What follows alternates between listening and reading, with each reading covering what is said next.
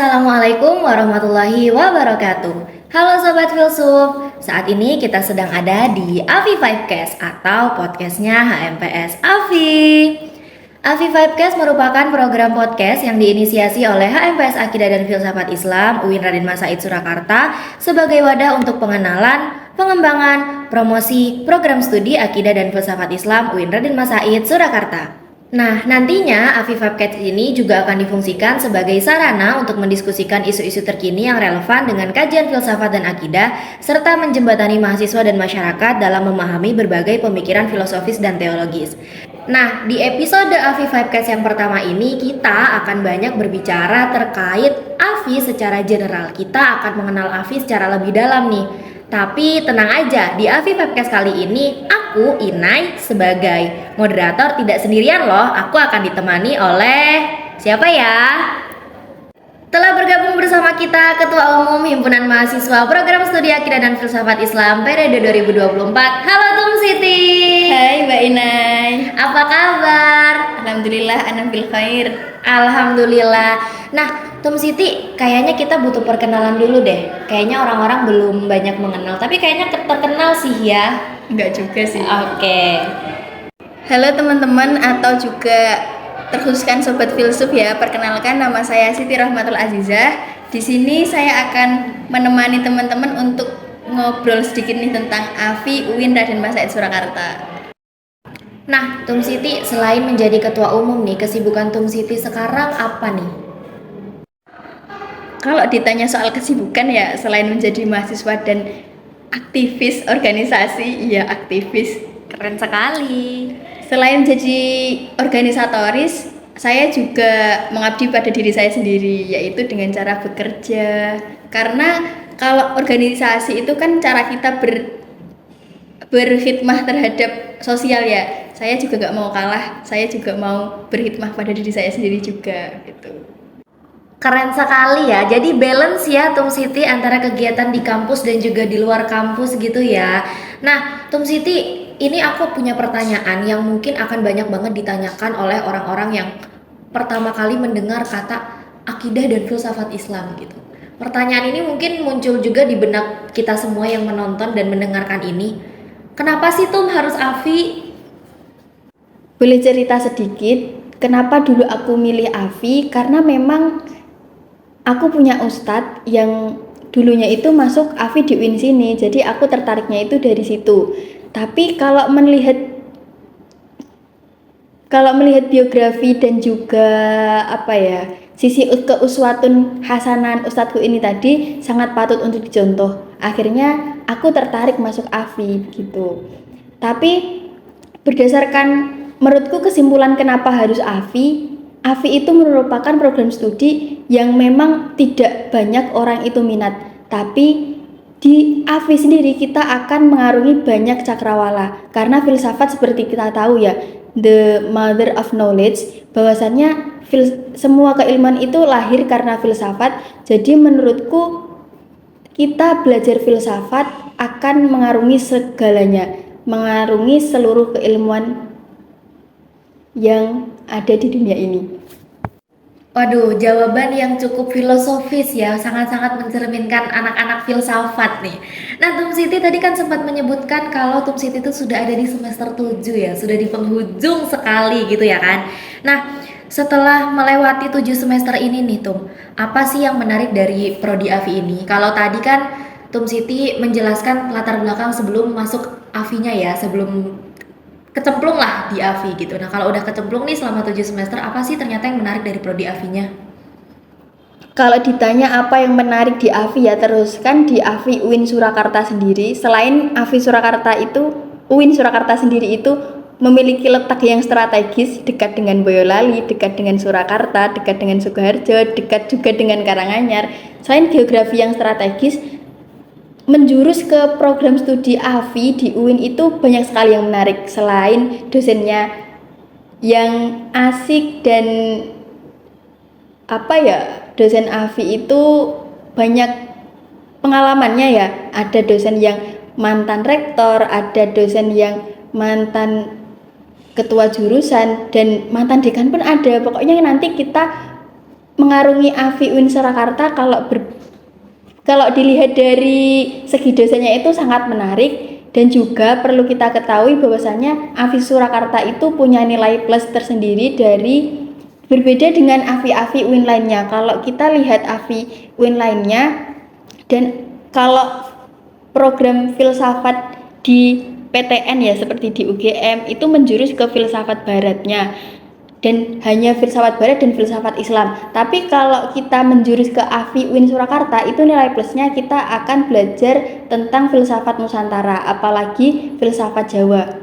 Karena saya orang Jawa banget, jadi saya juga merasakan etika Jawa, budaya Jawa. Kalau kita belajar di AFI ini nggak akan hilang. Kalau kita hidup di era zaman sekarang kan banyak yang kegerus dengan hal-hal globalisasi ya. Kalau kita di AFI UIN Surakarta mungkin hal-hal yang turun-temurun dari nenek moyang orang Jawa itu nggak akan hilang, karena kita pun sendiri juga menjurus belajar ke arah situ. Waduh, ternyata kalau di AFI UIN Surakarta itu memang banyak sekali yang dibahas ya, karena memang kita tidak hanya fokus di filsafatnya tapi juga ada akidahnya, terus di belakang ada Islamnya gitu ya. Jadi memang yang dibahas akan lebih banyak.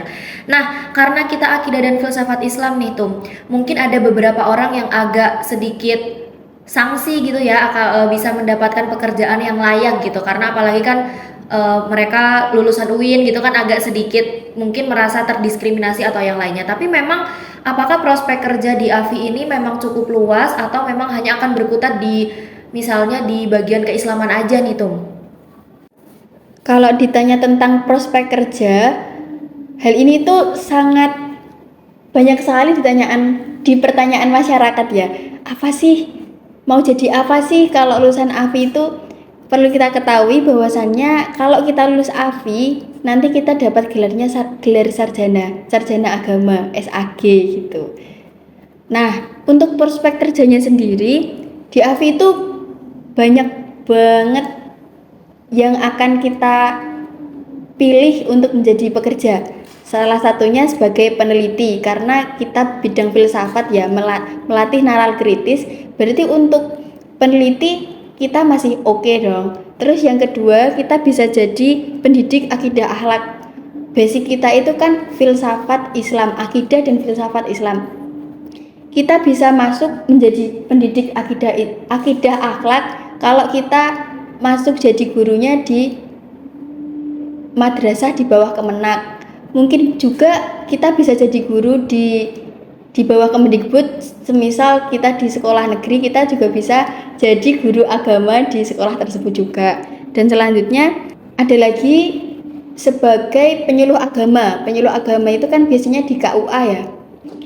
Di KUA itu kan ada bagian penyuluh dan penghulu. Karena banyak orang di masyarakat itu mengartikan KUA itu hanya sebagai balai pernikahan saja, padahal di KUA itu kan lebih dari itu. Nah, kita anak AFI nanti kalau lulus kita bisa jadi bagian penyuluh keagamaannya. Dan yang terakhir, sebagai lulusan anak AFI kita juga bisa sebagai pemberdayaan masyarakat. Nah, dalam pemberdayaan masyarakat ini kita memberdayakan masyarakat baik dari segi sosial dan juga kebudayaan. Kita tahu kan kalau kita di AFI ini juga mempelajari tentang filsafat Nusantara, yang mana dalam matkul itu sendiri kita nggak hanya mempelajari tentang kebudayaannya Jawa saja, tapi kita juga mempelajari kebudayaannya seluruh Indonesia. Maka sangat relevan ketika kita masuk dalam ranah pemberdayaan masyarakat, coraknya corak kebudayaan begitu.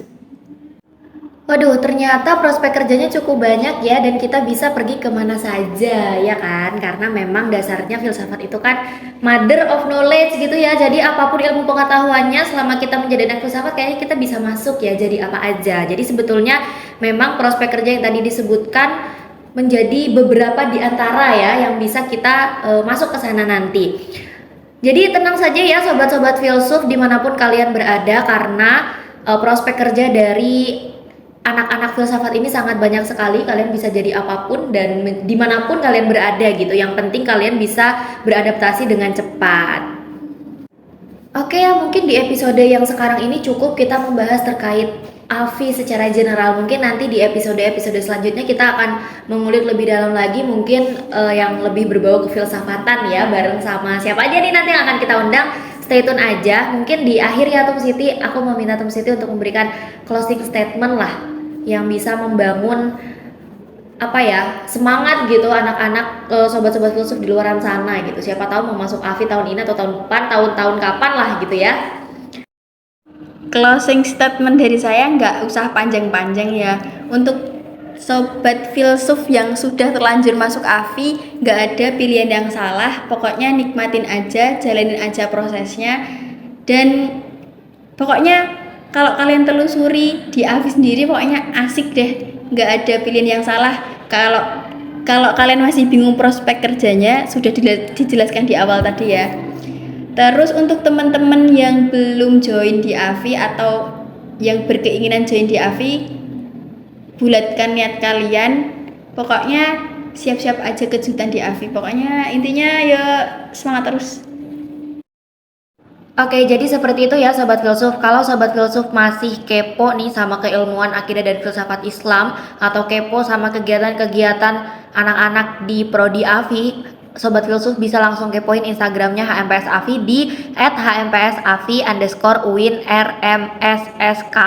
Langsung di follow, langsung dinyalain notifnya. Pokoknya tunggu aja keseruan-keseruan dari Prodi AFI di UIN Raden Mas Said Surakarta. Mungkin cukup gitu aja ya. Kalau kepo langsung aja kepoin Instagramnya.